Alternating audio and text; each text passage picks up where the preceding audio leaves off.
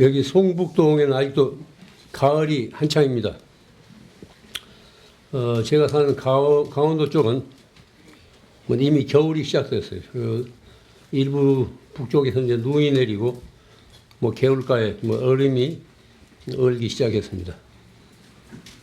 같은 땅인데 이렇게 계절적인 차이가 있습니다. 그런데 이제 추울 때는 추워야 되고 더울 때는 더워야 됩니다. 겨울에 많이 춥지 않고 더웠다면 그 이상이죠. 또 한여름이 더웁지 않고 춥다면은 그것도 이상합니다. 겨울은 겨울답게 추워야 되고 여름은 여름답게 더워야 됩니다. 그래야 이제 그런 기후 속에서 사람만이 사는 세상이 아니기 때문에 식물과 동물, 곡식이 열매를 맺고 자라고 과일이 또 열매를 맺고 자라는 거죠. 또 겨울에 추위가 있어야 생태계에 온전하게 이게 보존이 됩니다. 겨울이 춥지 않고 더우면은 뭐 이상 난동이를 해가지고 거기서 이제 생활비는 덜 들지 모르지만은 생태계에 그런 이변이 옵니다. 한 제자가 스승에게 물었습니다. 모진 추위나 더위가 올 때는 어떻게 피해야 합니까? 보통 우리가 이제 무더울 때, 피서들 가지 않습니까? 휴가철에. 또 더울 때도 이제, 추울 때도, 더위를 찾아서 이제 남쪽으로 내려가는 수도 있고 그렇습니다. 모진 추위와 더위가 올 때는 어떻게 피해야 하겠습니까? 이렇게 제자가 묻습니다. 스승의 답이에요. 그래, 추위나 더위가 없는 것으로 가면 되지 않겠느냐. 추위나 더위가 미치지 않는 그런 없는 대로 가면 되지 않겠느냐. 이렇게 이제 답을 합니다. 그러니까 이제 제자가 다시 묻습니다. 어떤 곳이 추위와 더위가 없는 곳입니까? 어떤 곳이 추위와 더위가 없는 곳입니까? 이때 그 스승의 답이에요. 추울 때는 그대 자신이 추위가 되고 더울 때는 그대 자신이 더위가 되라. 추울 때는 그대 자신이 추위가 되고 더울 때는 그대 자신이 더위가 되라. 춥니 덥니 하는 것은 우리가 분별입니다. 삼복 더위 속에서도 어떤 일에 열중하게 되면은 더위를 몰라요. 겨울도 마찬가지입니다. 무슨 일 3에 빠지게 되면은 열중하게 되면 그 추위를 모릅니다. 이것은 우리가 이제 누구나 경험할 수 있는 일이에요. 제가 옛날 그 부리라며 살 때, 몹시 여름에 더울 때, 그때는 별로 사람들이 오지 않기 때문에 그 내입바람으로 부엌에서 뭐 가구를 하나 똑딱거리면서 가구를 하나 만들고 있었는데 몹시 더운 여름이었어요. 그 일에 내가 열중하느라고 전혀 더위를 느낄 수가 없었습니다. 일하지 않고 한가한 사람들이 일기예보에도 관심이 많은 사람들이 더위와 추위에 약해요. 그런데 일에 열중하게 되면 그런 더위와 추위에 별로 관심이 없습니다. 그렇기 때문에 우리가 춥니 덥니 하는 것은 하나의 분별이에요. 추위와 더위는 상대적으로 비교하기 때문에 분별에서 오는 고통이 있다는 겁니다. 그런 비교에서 벗어나게 되면 추위와 더위가 그렇게 심각하지 않습니다.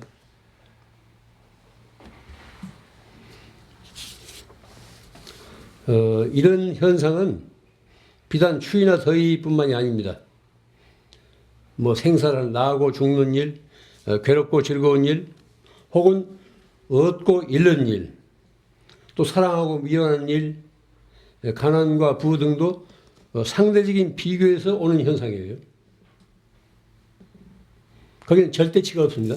늘 상대적인 비교에서 오는 현상이기 때문에 좋으니 굳니 사랑하니 미워하느니 또 이제 뭐 잃었느니 얻었느니 이렇게 늘 우리가 그렇게 분별을 해요. 그러니까 피서 가는 사람들은 동양이나 어디 가면 이제 더위가 없을 거라고 생각하고 피서를 가지 않습니까? 모처럼 이제 휴가철에. 근데 거기는 거기대로 다 이제 더위가 있게 마련이에요. 뭐 추위도 마찬가지고. 번뇌 밖에 따로 보리가 있는 건 아닙니다. 뭐 경전에서 부처님 말씀이 있지 않습니까? 번뇌와 보리가 별개의 것이 아니라는 거예요. 표리 관계입니다. 거죽은 번뇌이니까 좀 속은 보리예요. 지혜란 말이에요. 도. 번뇌 밖에 따로 보리가 있는 것이 아니고 생사를 떠나서, 그러니까 우리 일상생활 떠나서 따로 이제 뭐 열반이 있는 게 아니라는 겁니다. 현재 이 세상 밖에 어딘가에 천국이 있다고 흔히 우리들은 믿고 있는데, 바로 이 현실 세계에서 우리가 천국을 이룰 수 있는 것이지, 이 현실을 떠나서 따로 천국이 존재하지 않는다는 그런 그 가르침입니다. 이런 분별을 없애기 위해서 스승은 추위를 피하려 하지 말고 내 자신이 추위가 되라는 것, 내 자신이 더위가 되라고 이렇게 설파한 겁니다. 요즘 이제 온 세상이 하나같이 불황과 경제 위기를 말하고 있습니다. 뭐 미국발 금융위기 있자고 하는데, 이게 온 세상이 지금 이렇게 불황과 경제 위기를 말하고 있습니다. 그럼 이러한 경제 위기 앞에서 사람이 사람답게 살기 위해서는 어떻게 처신해야 할 것인가가 우리에게 주어진 과제입니다.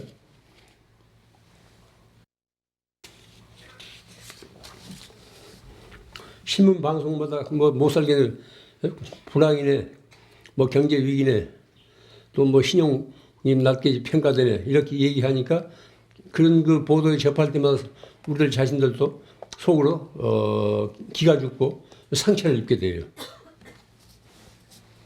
만약 미국을 비롯해서 온 세상 나라마다 경제적으로 고도 성장을 지속한다면 그 결과는 과연 어떻게 될 것인가 한번 상상해 보십시오.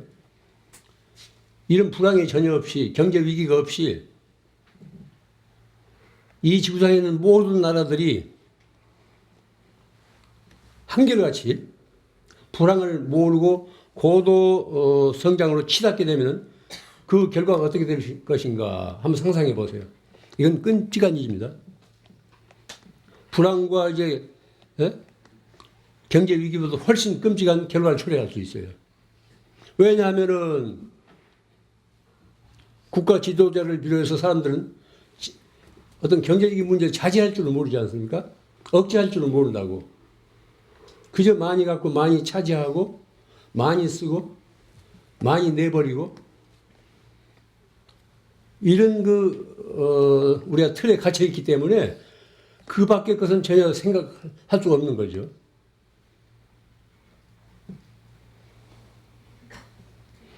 과연 인류는 그들이 누리는 경제적인 부만큼 행복한가? 이거 물어야 됩니다. 우리가 뭐 20, 30년 전 뭐 연탄 떼고 뭐 쌀 한 대 두 대 사다 먹던 그런 시절과 지금 모두 다 이제 살 만큼 살고 모든 것이 갖추어져 있고 저마다 모두 차를 몰고 다니는 이런 그 지금 현실하고 한번 비교해 보십시오. 사는 것은 여러 가지로 풍요롭고 편리했지만은 우리 내면은 20, 30년 전보다 훨씬 더 황폐해 있습니다. 사람이 사람을 믿지 않잖아요. 사람이 사람을 꺼려 한다고. 만약 모든 나라들이 이 경제적인 어려움을 모르고 생각대로 고도 성장을 누린다면은 지구 환경은 현재보다 훨씬 황폐될 겁니다. 또 빈부의 격차는 더욱 심해질 거예요. 자살률도 더욱 올라가면 올라갔지 내려가지는 않을 겁니다. 왜냐하면은 인간의 행복과 불행은 물질적으로 많고 적음에 달려있지 않기 때문에 그렇습니다. 사람이 자기 분수를 알고 사람답게 살아가는 데는 물질적인 부만이 최고선은 아닙니다. 물질적인 부부보다도 사람끼리 서로 믿고 의지하고 서로 돕고 사랑하면서 마음 놓고 살 수 있는 그런 세상이 돼야 돼요. 지금이 어떤 세상입니까?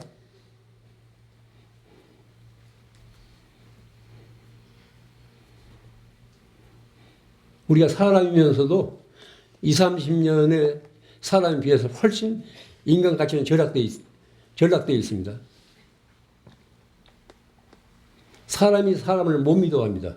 모두 꺼려하지 않아요. 이런 현상은 사람과 사람 사이에 무언가 불순물이 끼어들어서 그래요. 불필요한 불순물이 끼어들어서 그런다고. 물질이 됐건 부가 됐건 없어도 좋을 그 불필요한 것들이 사람과 사람 사이를 끼어들었기 때문에 서로 못 믿어하고 불신하고 꺼려하고 그런 겁니다. 모든 현상은 고정불변되지 않고 유동적이에요. 고정불변한 것은 이 세상에 어디에도 없습니다. 그렇기 때문에 모든 건 다만 한때일 뿐이에요. 이것이 우주의 리듬이고 실상입니다. 경제적인 불황, 이것도 인간들이 스스로 조절할 줄 모르니까 어떤 우주의 리듬, 보이지 않는 손에 의해서 그렇게 되도록 지금 율동을 하고 있는 거예요. 그렇게 되도록 파도를 일으키고 있는 겁니다.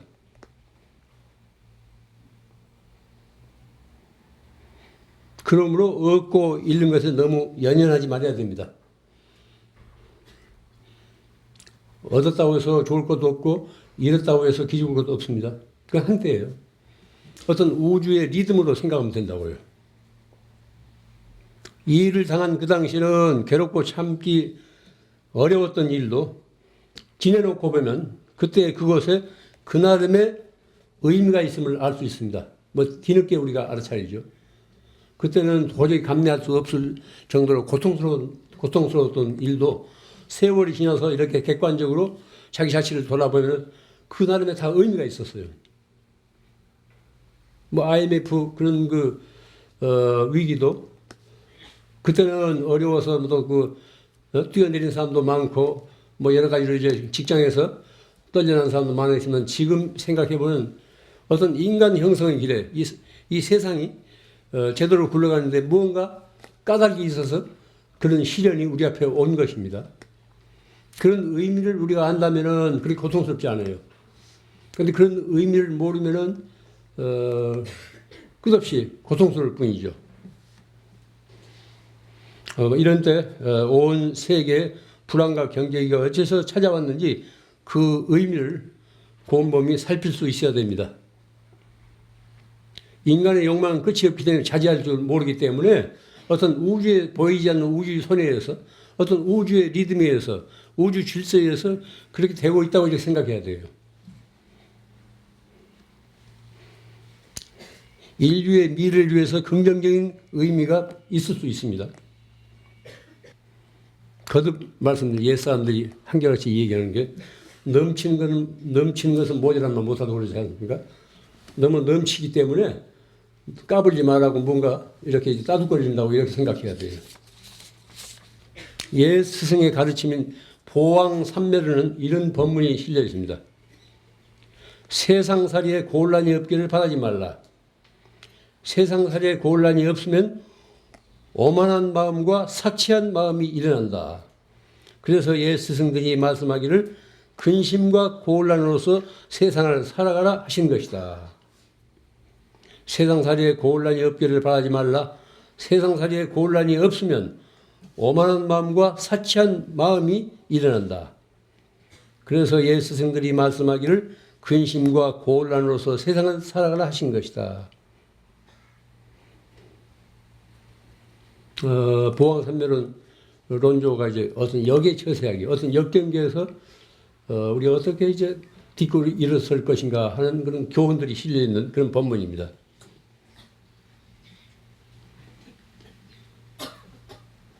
그러니까 경제적으로 고도 성장을 하게 되면 지금도 훨씬 사람들이 오만해지고 또 사치하게 될 겁니다.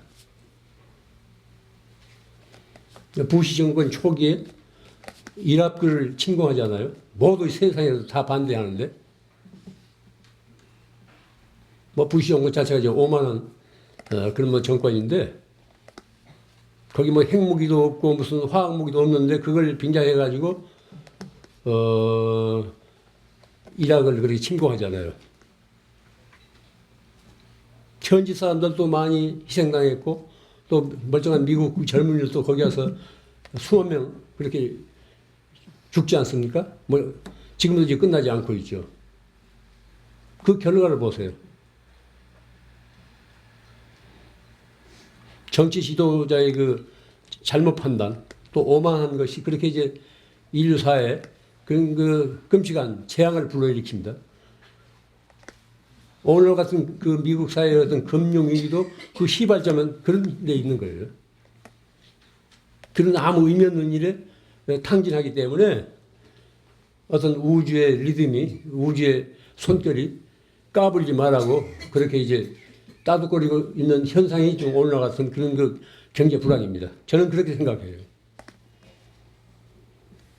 세상살이에 곤란이 없기를 바라지 말라. 세상살이에 곤란이 없으면 오만한 마음과 사치한 마음이 일어난다. 그래서 옛 스승들이 말씀하기를 근심과 곤란으로서 세상을 살아라 하신 것이다.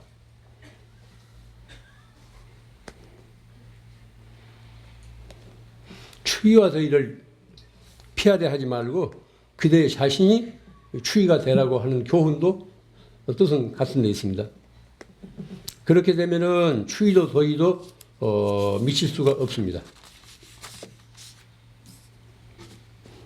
행복할 때는 행복에 매달리지 마십시오. 그것도 한때예요.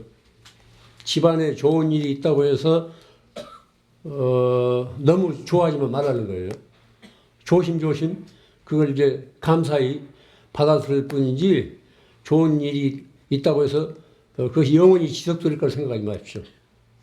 행복할 때는 행복에 매달리지 말아야 됩니다. 또 불행할 때는 그 불행을 피하려 하지 말고 받아들여야 돼요. 우리가 불행을, 내 앞에 닥친 불행을 우리가 피하려 한다고 해서 피할 수 있습니까? 겸허히 받아들여야 돼요. 그것은 내 몫이고 내 차지이니까. 그러면서 자신의 삶을 순간순간 바라봐야 됩니다. 이게 중요한 거예요. 자신이 겪고 있는 행복이라든가 불행을 객관적으로 남의 일처럼 거기에 빠져들지 말고 객관적으로 바라볼 수 있어야 돼요. 자신의 삶을 순간순간 바라봐야 됩니다. 맑은 정신을 지켜봐야 돼요. 그렇게 되면은 행복과 불행에 휩쓸지 않고 거기에 물들지 않습니다. 기죽지 않습니다. 그러니까 신앙인들은 늘 깨어 있으라는 거예요. 깨어 있으라는 것은 자기 삶을 그렇게 늘 주시하라는 겁니다. 자기 삶을 주시하고 있으면 거기 고통과 불행이 거기는 따라오지 않습니다. 이 세상이 어떤 세상입니까?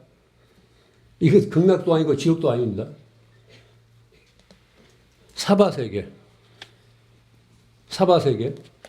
뭐 인도 말인데 참고 견디는 세상, 참고 견뎌나가야 하는 세상, 뭐 이런 뜻이라고 그랬죠. 사바세계 이 말이 우리말로 표현하자면은 참고 견디는 세상, 또 참고 견뎌야 할 세상이라는 뜻이에요. 거기에 묘미가 있습니다. 모든 일이 우리 뜻대로 풀려간다면 좋을 것 같지만은 그 결과가 좋지 않아요. 어려움을 모른다고. 또 모든 일이 늘 막혀서 도중에 뛰어내리고 싶으면 늘 그런 것은 아닙니다. 그건 한때예요. 그것도 내가 불러들인 어떤 삶의 매듭이에요. 좋은 일이 됐건 굳은 일이 됐건 우리가 겸허히 그걸 받아들이면서 또 조심할 수 있어야 돼요. 또 그런 현상을 객관적으로 자기 주시하라는 거예요. 거기에 매몰되지 말고 빠져들지 말고 주시하라는 거예요. 신앙인들이 제일 과제가 자기 삶을 그렇게 살피라는 겁니다. 뭐 이목구하고 염불하고 한다는 건 다 그거예요. 그런 그 참선이라든가 연불이라든 강경을 통해서 자기 자신을 그렇게 주시하라는 겁니다. 자기 자신을 살피고 있으면은 어떤 상황에 처하더라도 거기에 짓눌리거나 매몰되지 않습니다. 다 딛고 일어설 수 있는 지혜와 용기가 그 안에서 싹틉니다.